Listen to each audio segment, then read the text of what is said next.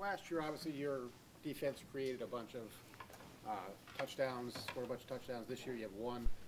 Are you of the belief that these things are kind of cyclical, or if you have a Malik Hooker, or do you see something that you guys are not doing the way you should be doing it? That's a good question. I don't cyclical. I don't, you know. A lot of it has to do with personnel. You know, Malik had a skill, and I'm not sure how many opportunities we've had like that this year. But I mean, you can't worry about it. You just got to keep doing what we're doing. But you don't notice any change in the emphasis on it, right? No. Partner right, Austin. Urban, non-football related question, baseball question. How did you enjoy your morning with Nate? And is there any part of you that was caught off guard by the third child signing to head off to college? Good morning, and I told our players, I said I had to go home last night too, that I get home about 10:45 last night, and his darn transcripts or his report cards right there in straight A's again too, so you know, very, very lucky. How special were those moments for you? That was great. Especially that's our third one, and that's Nate's mom did a really good job. Far right over here, Clay.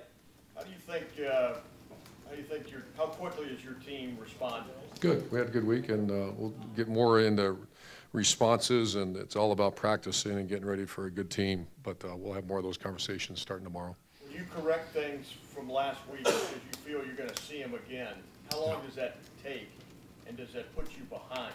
Well, we are going to, especially on the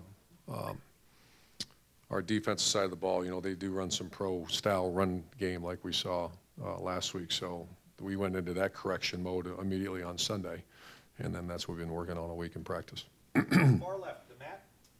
This series has been interesting in that the home team hasn't won for a long time, 2007. What does that tell you about, you know, these two programs that obviously home field, you'd rather be home than on the road, but home field hasn't mattered. I didn't realize that. Well, of course, it's just since, like I couldn't tell you before 07 or before 12, just two really, you know, two very good programs that it is a rivalry in its own mind. It's been a competitive game as long as I can remember, going back to my childhood watching Michigan State versus Ohio State. So this is a lot on the table when we play these guys. Third row right, Nick. Your very first team at Bowling Green had a loss at Miami about at the same point that this Iowa game came. It was devastating to them. And finished the year super strong, kind of win at Northwestern, won your rivalry game. Is there something in a team's psychological makeup that allows them to come back from a loss that's devastating and play its best? Depends on the team. Yeah, it depends on the leadership of the team. Depends on how the assistant coaches and the head coach handle this business. But yeah, there's a psychological advantage if you know the team's got that anger, and you know we'll know more about our team as we're continue on our journey. But yeah, there's I remember that team, I remember that loss, and I remember the way they came back. And we've had that wasn't the only one that I'm trying to think back to the other years. But it depends on the team, it depends on the leadership and the coaches. As you look at your team this week, beating one of the best teams in the country one week and then losing badly the next is a pretty big difference. Have you been able to come up with a reason for that? We moved forward, and you know, we just got turnovers and didn't play very good on defense. So we got to move forward and put our laser lights on what's important, and that one's done. And get on Michigan State. Front row middle, Dave. Greg Schiano and Sam Humber both said that Iowa threw some things at them that they were not expecting, things that they didn't show on film. I know that's happened to the offense here as well. My question is, at Ohio State, do you kind of have to prepare for the unexpected? I know you watch all this film, but Sure. It seems like teams are not showing things on film that they're showing. Yeah, that's game planning. No, that's just part of the, you know, you have to be able to adjust, and that's, you know, in-game adjustments. You have to handle those things, and it's something we probably could do a little better job of. Yeah, Greg mentioned he didn't make good in-game adjustments. Can you just describe the difficulty of that when a team throws something at you you're not expecting? Well, it depends on maturity level of your players and, you know, the veterans. If we had, well, I don't want to get into the personnel, but we had a couple issues that we just couldn't make we kept making mistakes. Right next door, Bill. Urban, this quarterback you're getting ready to go against is young, but he's got some people up there, I think, thinking a little bit about Connor Cook and Kirk Cousins and sort of the succession of quarterbacks they've had there. What have you seen out of him now that you've watched some more film with the offense? I had, today was my day to watch a lot of them, and I see a guy that's deceptively fast. He creates a lot of plays on his own, and Cousins wasn't here with me before, but Cook was, and I thought he was an outstanding quarterback and a winner. So I can see that, and he's a very accurate thrower. And then I think Michigan State's rush defense is third in the country, if I'm not mistaken. So what do you see out of them? I know you talked about wanting to get the run game going a little more, and now you're facing this. What's the challenge? Very good defense, very good personnel. They haven't changed much over the years. They are intent on stopping the run, and we're going to be intent on trying to run the ball. So that's going to be, it's going to be won or lost.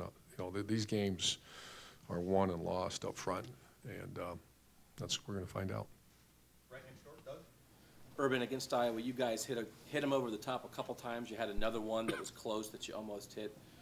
If a defense is doing something that maybe giving you guys that, where are you as an offense in, if it's there, we can hit that over the top and take advantage of that? Yeah, other than, this has been one of our better years as far as hitting those balls downfield. I think we worked so damn hard at it. But this has been one of our better years on execution of the deep ball, so very comfortable with it.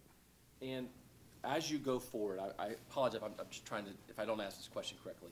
When you evaluate a game like the Iowa game, is there a difference between something that maybe is a problem that's been there a couple weeks in a row versus, hey, we're usually good at this and we had a bad day in this area of it?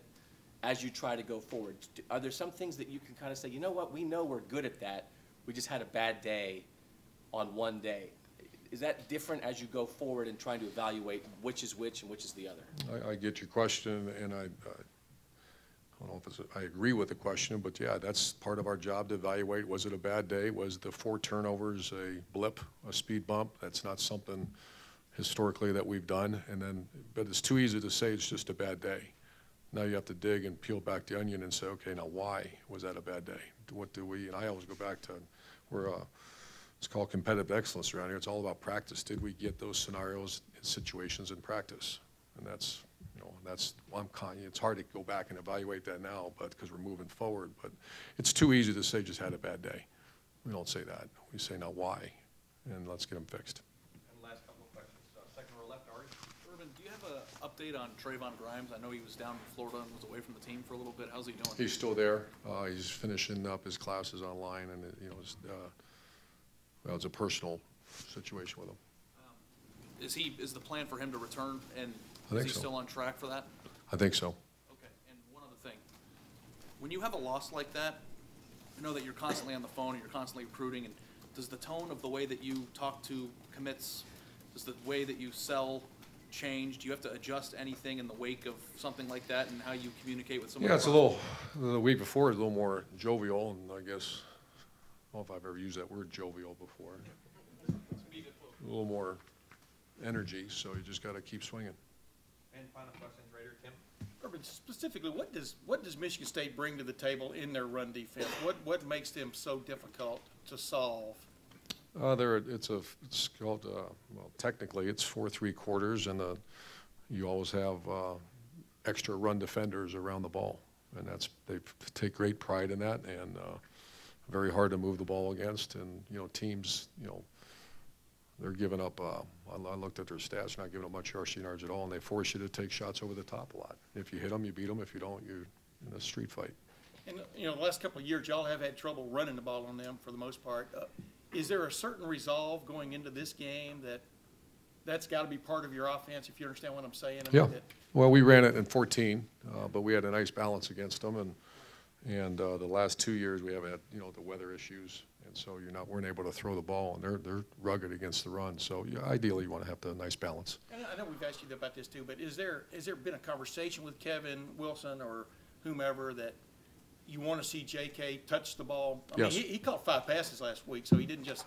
But how does that conversation go? I guess. I want to see J.K. touch the ball. Yeah.